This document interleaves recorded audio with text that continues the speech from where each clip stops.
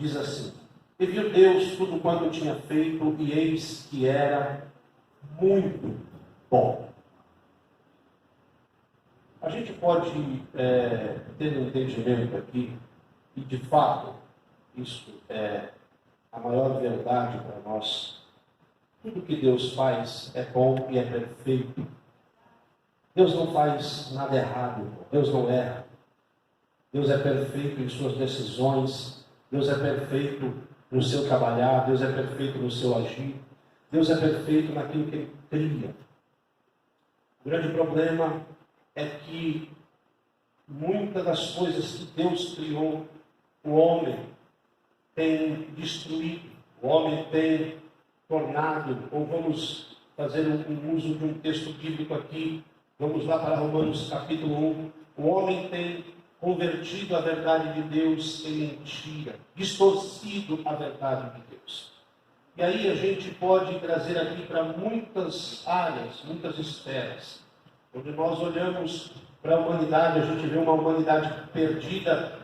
O pastor Cláudio citou bem ontem aqui a situação que nós observamos ali na nossa sede, na Barra Funda. A gente vê uma humanidade completamente perdida, depravada, mergulhada num lamaçal de pecado, num abismo, andando em trevas, em escuridão, e ainda batem no peito, alegando estar bem, alegando ser felizes, alegando ser pessoas que encontraram um caminho bom ou uma felicidade. E eu paro para pensar num minuto, eu fico imaginando se essas pessoas elas não andam com Deus, não desfrutam daquilo que Deus criou de fato perfeito para elas, como podem elas dizer que estão bem, que vivem bem, que são alegres e que estão aí desfrutando da vida da melhor maneira? Mera ilusão. Quando nós olhamos para a Bíblia Sagrada, nós vamos ver que Deus vai criar um mundo praticamente perfeito. Deus cria um lugar perfeito, sem imperfeições, um lugar puro, um lugar santo. Deus coloca o homem ali.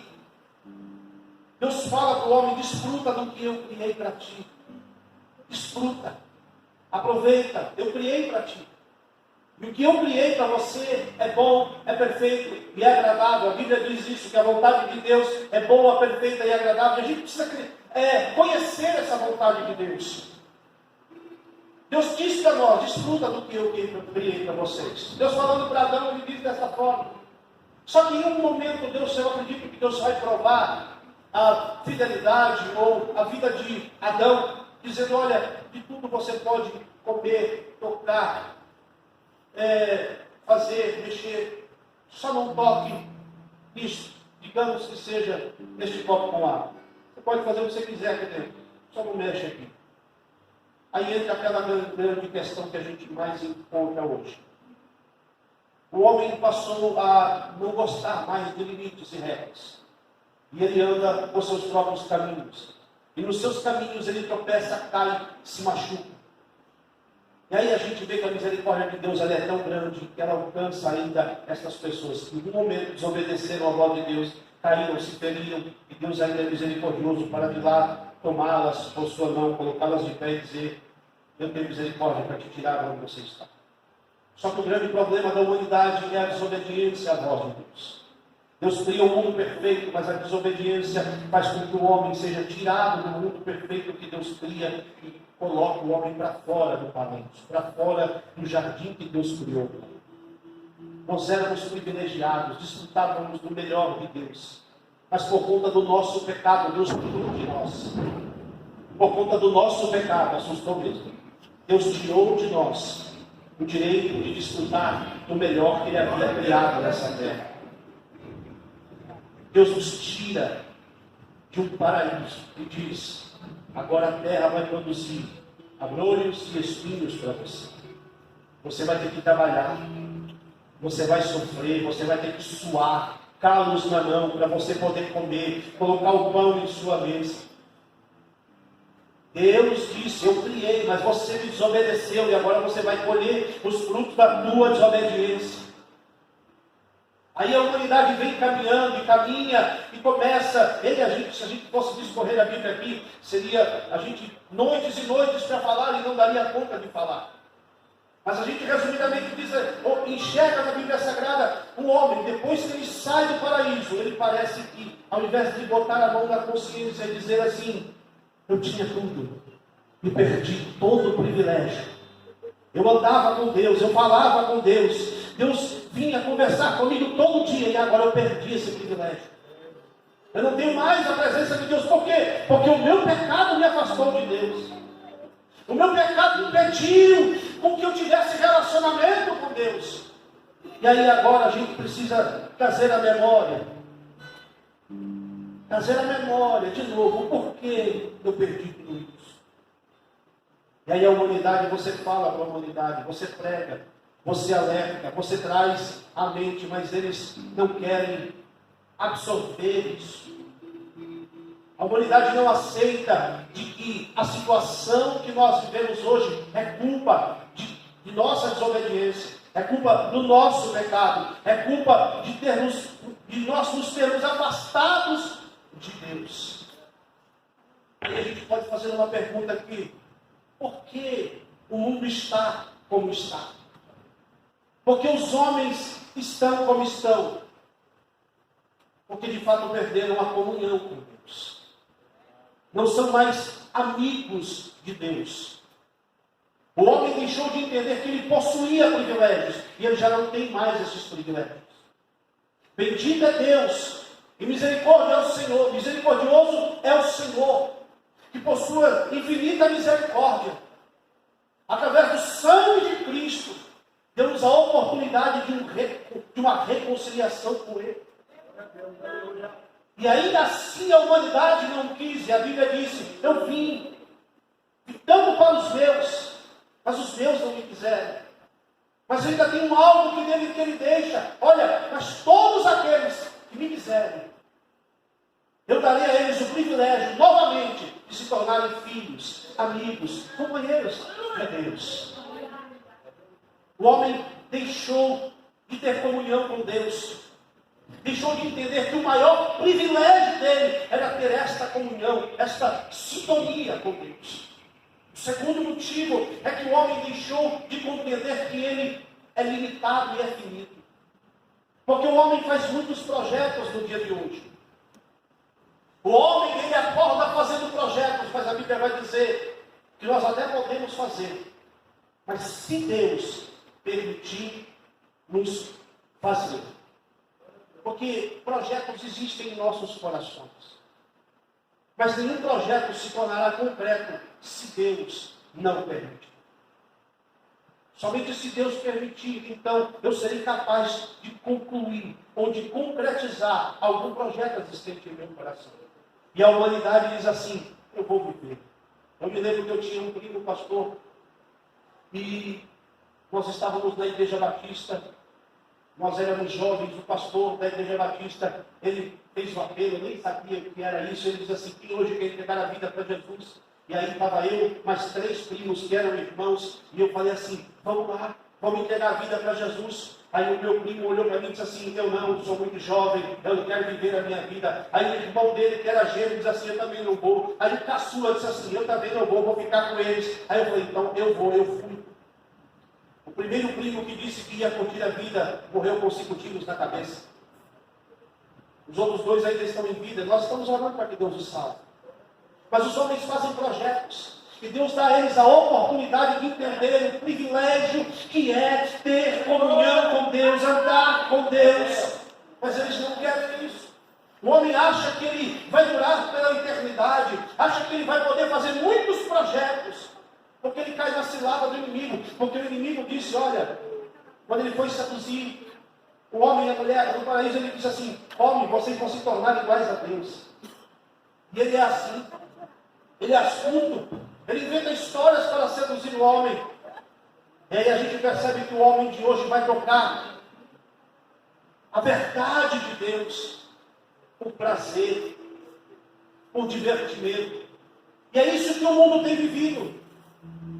O mundo tem se enganado nos prazeres desta terra, nos divertimentos desta terra. O verso número 6 diz claramente, e viu a mulher aquela árvore que era boa para se comer e agradável aos olhos, ou seja, foi seduzido pelo que ela viu. E a humanidade caminha por este caminho, seduzido por aquilo que o mundo apresenta, que o mundo vê. Mas nós que temos os nossos olhos em Cristo, sabemos que este mundo não nos seduzirá, porque os nossos olhos estão fixados naquele que fez a promessa. Olha, existe uma terra em que vocês estão hoje, mas essa terra não é para vocês. Eu vou preparar morada, eu vou preparar lugar. Aguenta firme aí, porque eu volto para te buscar, para morar comigo de novo no paraíso. Só que tem um grande porém nisso tudo. Este paraíso, para que possamos voltar a este paraíso, existem alguns poréns aqui para nós. O que mais me espanta, pastor Cláudio, não que eu esteja dizendo que parece que Deus perdeu o controle de tudo, não. É que o homem, talvez se ele tivesse mantido os princípios da obediência a Deus, ele não teria, digamos, num termo bem popular, quebrado a cara. Você já reparou que eu e você, como crentes, enquanto nós estamos em obediência para com Deus, tudo vai bem? Não é assim, pastor Cláudio? Vamos olhar para Jonas. Deus diz para Jonas: Jonas, tem uma ordem para lhe dar, uma obra missionária. Vai em Nínive e prega, porque eu quero salvar aquele povo. Ele desobedece a Deus e diz: eu não vou não. Entra num barco que nem era o barco de caminho para ele. E aí a desobediência dele faz com que outros paguem pelo erro dele. A desobediência não afeta só a nós, mas afeta aqueles que estão ao nosso redor. Então é melhor obedecer a Deus e evitar de que a consequência da nossa desobediência nos faça viver aquilo que Jonas viveu, em um momento de trevas, sendo lançado no abismo praticamente, no ventre do grande peixe, em escuridão por alguns dias. O que é isso? Fruto de desobediência. Então guarde bem aqui nesta noite, porque Deus quer falar conosco neste tempo, em um tempo extremamente difícil para a igreja. O pastor Ronaldo conhece um pouco o pastor Iranildo. O pastor Iranildo é um amigo que Deus me deu, um homem bíblico, um homem completamente consciente da vida cristã, um homem que quando você conversa com ele, você percebe nele a indignação do que ele vê, tanto neste mundo quanto, tristemente eu vou dizer, no meio da igreja. Crentes em rebeldia, desobedientes, fazendo o que quer da vida, andando pelas próprias decisões e pelos próprios caminhos, não obedecendo a pastores e a líderes do qual Deus constituiu para liderar a igreja. Fazem o que querem, optam por suas decisões, achando que é o melhor caminho a seguir. Não entendem que Deus estabelece princípios da sua igreja, para que a sua igreja desfrute do melhor, viva o melhor. Enquanto nós andarmos em obediência, as bênçãos de Deus estarão sobre nossas vidas, a proteção de Deus estará conosco, a mão do Senhor estará estendida sobre nós, enquanto estivermos em obediência para com Deus.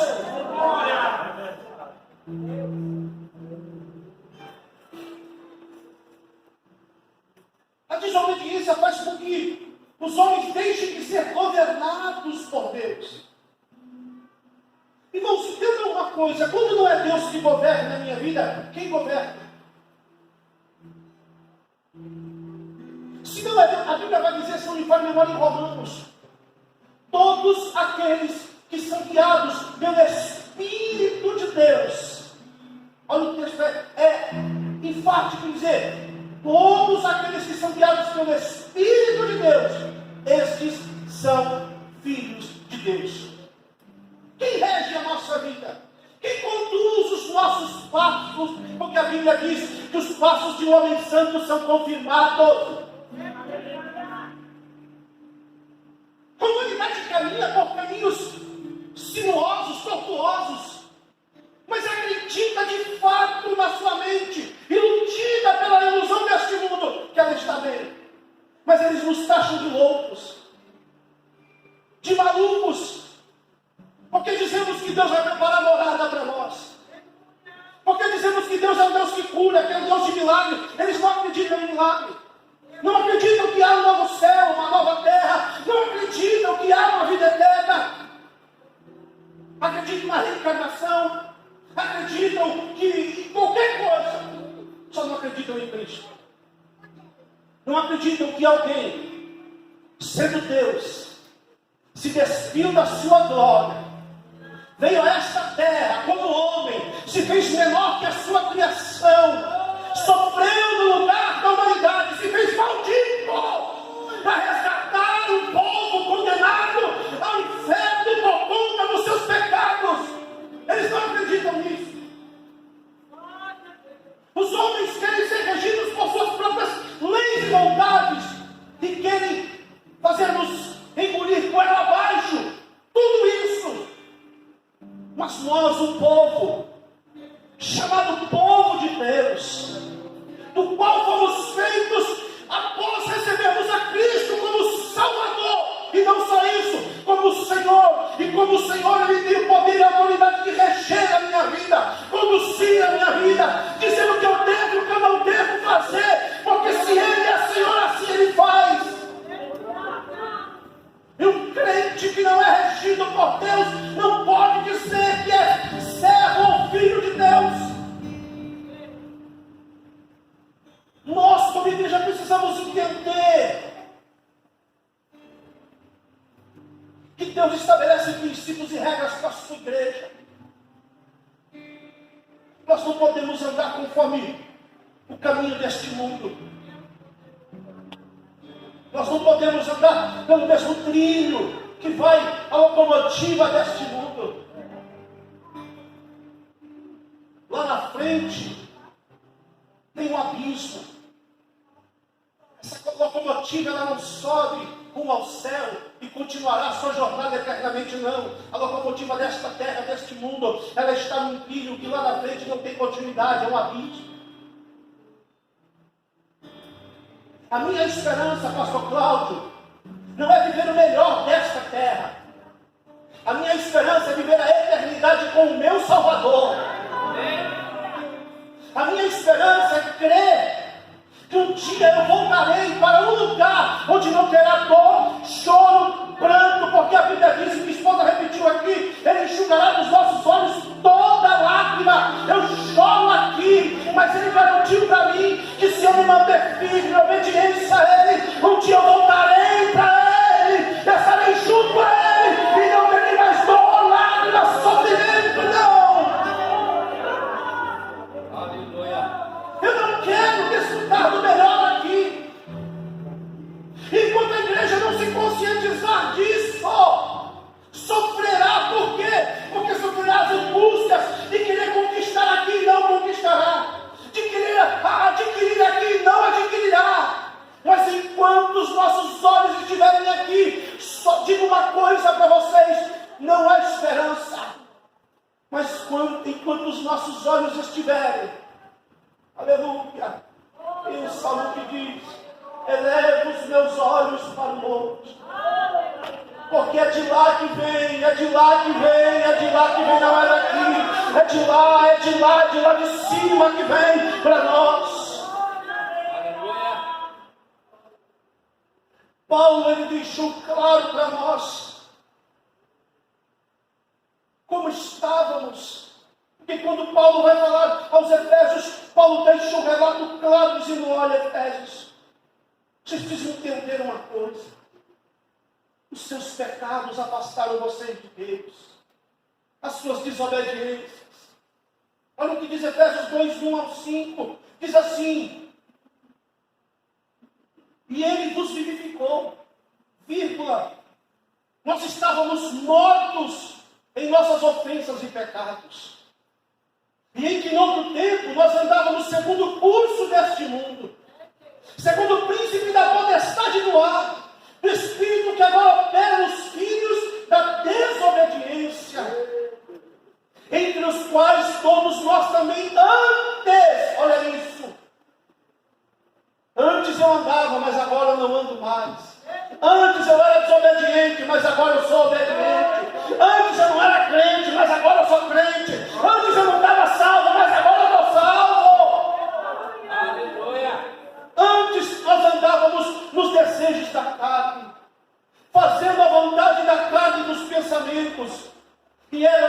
natureza, filhos da ira, como os outros também. Aí vem o verso de número 4, que Deus começa a mostrar sua grandeza e sua misericórdia. Mas Deus, que é riquíssimo em misericórdia, pelo seu muito amor com que nos amou. Verso 5, estando nós ainda mortos em nossas ofensas, nos vivificou juntamente com Cristo, pela graça somos salvos. Fora de Cristo não há salvação. Por quê? Por que o pastor está pregando isso hoje? Eu continuo crente. Mas quando a gente vai para a igreja de Tessalônica, para a igreja de Gálatas, para a igreja que Paulo escreveu às igrejas, a gente vai ver Paulo alertando: olha, eu prego para vocês, por quê? Porque lá no início vocês estavam bem, aí vieram lutas, vieram dificuldades, muitos abandonaram a fé, mas eu quero trazer a memória de vocês, o que espera aqueles que se mantiverem firmes em Cristo. Há um céu de glória, há uma esperança viva, há uma eternidade com o Rei, aleluia! Paulo continuava pregando. Pastor Ronaldo ontem disse na igreja, falando de Neemias. Assim como Neemias, a gente vai para o Novo Testamento, Neemias pregando por muitas horas. O texto era lido ali por muitas horas, mas quando a gente vai para Paulo no Novo Testamento, lá quando Paulo está pregando diante do pé da janela, o milagre que Paulo operou na vida diante, não parou a pregação. Paulo continuou pregando ainda por muitas e muitas horas. Por quê? Porque era necessário falar e continuar falando e alertando a igreja até o último dia. Porque muitos desistem, pastor Cláudio. E nós precisamos ter uma viva esperança. Porque a Bíblia vai dizer que a esperança que se vê não é esperança. A minha esperança não está no que eu vejo, aleluia. A minha esperança está naquele que eu nunca vi, mas eu sei que ele é real, que eu nunca toquei, mas aleluia! A minha esperança está nele. Se eu esperar no homem, ele fracassa e eu caio.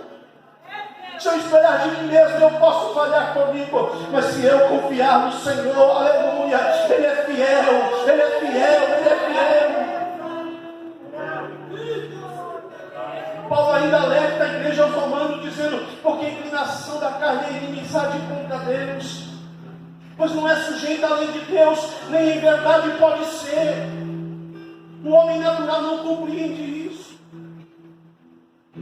Tem muita gente andando por este mesmo caminho, se tornando amigo do mundo, gente dentro da igreja. Coloca as coisas de Deus em segundo plano. Mas quer ter Deus como amigo, amam as coisas deste mundo e querem ter amizade com Deus. O texto é claro, a inclinação da carne. E olha que Gálatas 5:22, não me falha a memória, fala do fruto do Espírito. As obras da carne são muito maiores do que o fruto do Espírito. E a Bíblia vai dizer que a carne luta, milita contra o Espírito.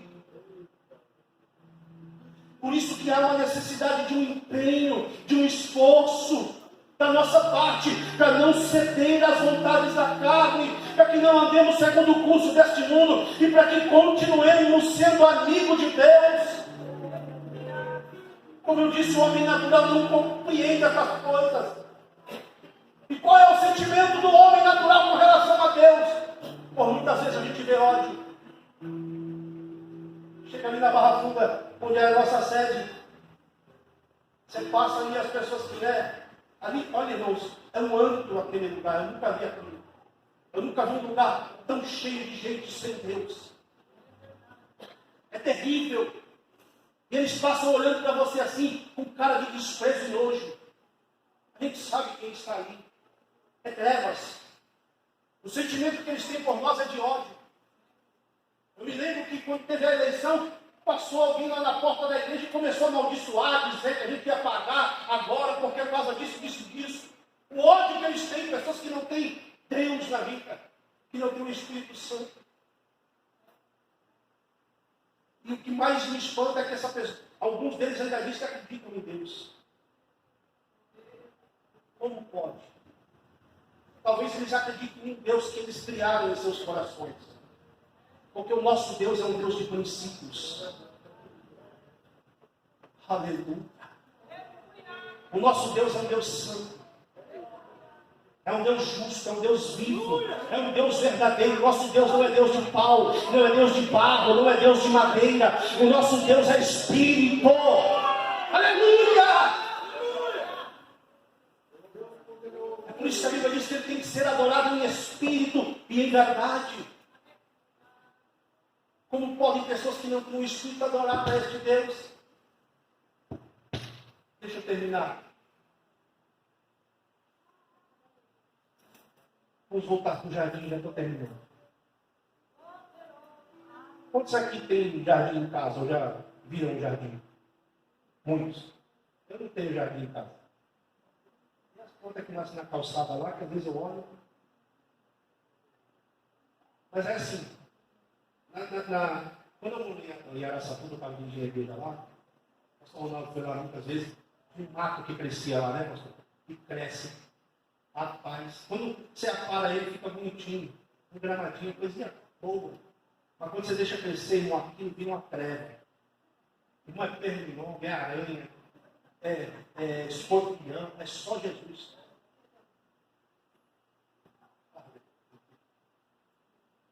Essa terra se tornou exatamente isso. Ela era um lindo jardim. Mas por conta do nosso pecado, do nosso descuido, ela se tornou o que se tornou. Nós não cuidamos da terra como deveríamos ter cuidado. Destruímos ela. O homem natural destruiu a terra. E eu fico imaginando que essa terra ainda não foi destruída porque a igreja está aqui. Quando eu digo destruída no sentido de vir o que tiver que vir.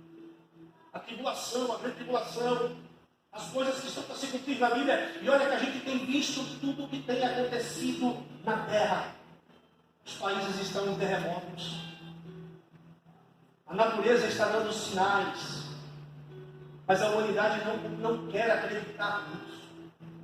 E Deus está dando sinais do fim dos tempos. Eles destruíram o jardim. Destruíram o que era para ser velho e formoso. Não cuidaram. Estão cada vez mais destruindo. Procuram a qualquer custo uma forma de melhorar este lugar. Não, nós precisamos evitar tomar refrigerante com canudinho, porque isso vai danificar a natureza. É um absurdo. Nós precisamos usar menos desodorante, porque isso vai causar problema na camada de ozônio. Eles acreditam que essas coisas vão melhorar o mundo. Não vão. Não vai. Aleluia. E é por isso que eu não tenho esperança nenhuma deste lugar se tornar para mim um paraíso. Eu não faço esforço algum para melhorar este lugar, pastor. Porque Deus já disse, não é a tua morada isso aqui. Você precisa compreender como um crente. Deus me trouxe aqui na noite de hoje. E eu quero dizer para você em alto e bom som. Não tenha esperança nesta terra ou nesta vida. A vida do crente não viverá eternamente aqui. A tua vida será eterna com Ele na glória. Se você deposita a sua esperança aqui, Ele é vã. Você está desperdiçando a tua esperança.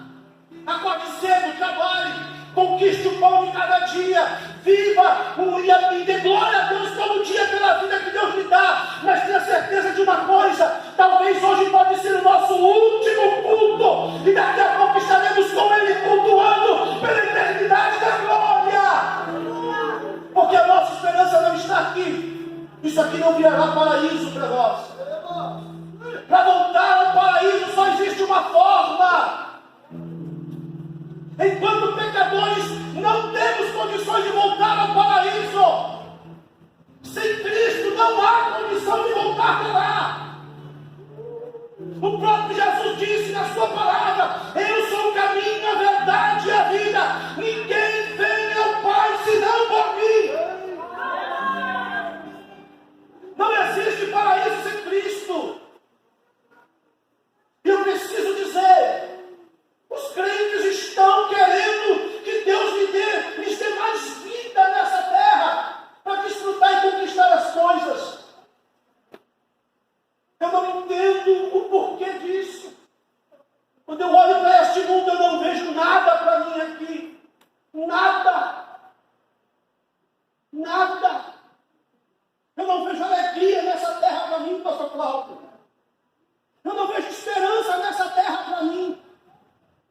lugar que eu moro está cada dia pior.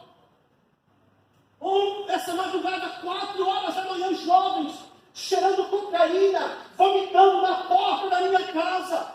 Jovens homossexuais. Um monte deles. 10 horas da manhã, parado na porta da minha casa. Mais uso de cocaína. Que esperança tem para esta humanidade? Me pasme. O lugar onde esses jovens estavam se drogando e bebendo é um bar. E às segundas-feiras, pastor, tem culto lá. Percebe como a humanidade cria para si regras. Por isso que Deus me trouxe aqui para te alertar, igreja. Tire os seus olhos desta terra. Não há paraíso para nós aqui. O paraíso é na eternidade com Ele. Só que para lá, só por meio de Cristo. Só por meio de Cristo.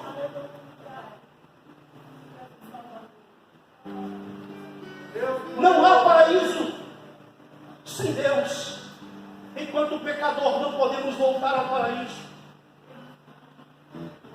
Não podemos voltar enquanto estivermos sob o domínio do inimigo, do diabo. Mas aqui eu creio que nenhum de nós mais está sob o domínio dele. Aqui só tem salvos. Mas pessoas poderiam estar salvas, mas elas não querem, rejeitam. Como foi lido aqui na porta do paraíso, existem querubins que representam guardiões da santidade de Deus. E uma espada flamejante que representa a lei e justiça de Deus. Existe um jeito, está lá em Efésios 2,13. Mas agora em Cristo, vós que antes estáveis longe, já pelo sangue de Cristo chegamos perto. Glória a Deus, aleluia. João 10,9 diz: eu sou a porta. Se alguém entrar por mim, vírgula, salvar-se-á, vírgula, entrará e sairá e achará passagem. João 14,6: eu sou o caminho, a verdade e a vida. Ninguém vem ao Pai senão por mim. Ele é a espada flamejante. E essa espada deveria nos matar, mas foi ela quem matou o nosso adversário na cruz. Aí ele, em Apocalipse, quando o próprio Cristo vai liberar uma visão a João, e eu só leio para terminar 3 versículos. Oh, glória! Apocalipse 21 vai falar do novo céu. Novo céu. Olha o que diz: teve um novo céu, uma nova terra. Não é essa, é tudo novo. É tudo novo para mim, para você que é crente e salvo em Jesus Cristo. Se você está aqui, peça para que Deus guarde a tua mente, o teu coração, para você não se contaminar. Existe um novo céu e uma nova terra. Porque já o primeiro céu e a primeira terra passaram e o mar já não existe. E continua: e eu, João, vi a cidade santa, a nova Jerusalém, que de Deus descia do céu, adereçada como uma esposa ataviada para o seu marido. E eu vi uma grande voz do céu que dizia: eis aqui o tabernáculo de Deus com os homens, pois com eles habitará, e eles serão seu povo, e o mesmo Deus estará com eles, e será o seu Deus. Agora o verso 27 do capítulo 21 diz assim: e não encará nela coisa alguma que contamine e cometa abominação e mentira, mas só os que estão escritos no livro da vida do Cordeiro. Aleluia. Deus é maravilhoso, aleluia. Aleluia. Sabe o que é isso? Isso é uma prova de amor por nós. Tem um louvor aí, aquele lá que diz assim: se não for amor, conhece? Então dá um tom aí, eu não sei cantar, mas vou me ajudar, pastor Cláudio. Porque é por esse amor que nós estamos aqui. E é por esse amor que nós chegaremos lá. Aleluia. Há um novo céu e uma nova terra para nós. Há um novo céu. Há um novo céu. Quinta-feira eu estava na igreja. E eu fiquei de ir na quinta e no sábado na reunião. Eu falei, domingo eu vou ficar em casa. Vou ver minha mãe, que já faz uns 15 dias que eu não vejo. Aí chega lá o pastor Cláudio, não, vai pregar amanhã. Eu falei, Jesus, como é que eu vou? Aí eu tentei até dar uma desculpa. Meu carro está quebrado mesmo. Minha habilitação está vencida. Aí ele falou assim, o Ronaldo não te leva? Eu falei assim, pronto, não tem que fugir. Não dá para fugir não. Aí Deus me traz aqui para pregar para vocês, dizendo assim, ó, olha para o céu. É de lá que vem a nossa esperança. Não é daqui. Esse paraíso aqui foi destruído, mas ele disse, eu vou preparar um lugar novo para vocês. Um novo céu, uma nova terra. Porque eu vos amei. Aleluia. A Bíblia vai dizer, João, ele diz assim, porque Deus amou de tal maneira que deu seu Filho unigênito para que todo aquele que nele crê não pereça, mas tenha a vida eterna. Deixou o esplendor da sua glória. Quem sabe, cara? Para vir este mundo aqui. Estava só e ferido no Gólgota para dar sua vida por mim. Sem isso não for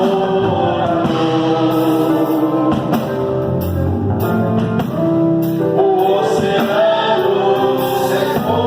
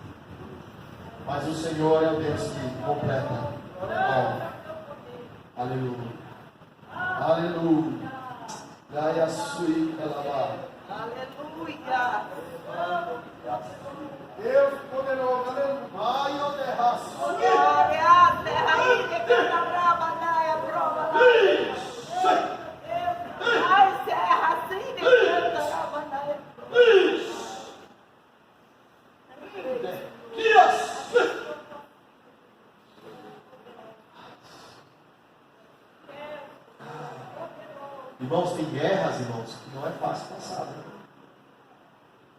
Quem está de fora diz assim, eu passaria, facinho. Ei, fortalece ela, Senhor. Cobre ela, Senhor, e cobre o teu servo, Senhor, com autoridade e poder. com autoridade e poder. Reveste ele, Senhor. Reveste ela, Senhor, com autoridade e poder. Em nome do Senhor, Pai. Eu ministro isso, Pai, em nome do coração. E de que amarraço e arrema. De mundo que onde que assai. Ela maçã. Erra. Subideca. Entra, Senhor, agora, Pai. E muda todo esse quadro, em nome do Senhor. Em nome do Senhor, em nome do Senhor. Nós te louvamos e nós te bendizemos para todo sempre. Levanta a mão para o céu. Querido Deus, leva o teu povo em paz, guardando o teu povo, livrando o teu povo, protegendo o teu povo e dando graça, dando vitória, para que um dia, estaremos lá em cima. Eita, eu posso ver, Pai, com os olhos da fé e contemplar, Senhor. Ó Deus, estaremos ali cantando, celebrando, glorificando. A mesa eu não consigo ver o final, mas eu vejo algo, Senhor, tão somente na minha mente, uma mesa grande, muitos ali, em volta da mesa celebrando, a grande ceia. Eita, vai ser lindo, vai ser especial, e vai ser maravilhoso, aonde todos estarão ali cantando o hino da vitória, dizendo que valeu a pena, valeu a pena, valeu a pena, em nome do Senhor. Leva a tua igreja em paz, guardando e livrando de todo perigo, de todo mal, em nome do Senhor, para todos sempre. Amém. Pastor Ronaldo, por gentileza, as bênçãos apostólicas. Pega a tua mão, a graça de nosso Senhor Jesus Cristo, o grande amor de Deus nosso Pai, a comunhão e as consolações do Espírito Santo de Deus, esteja com toda a igreja e como ela permaneça, não só hoje, mas para todos sempre. Quantos creem podem dizer amém? Amém. Se Deus é por nós, a vitória é nossa. Que Deus abençoe em nome de Jesus.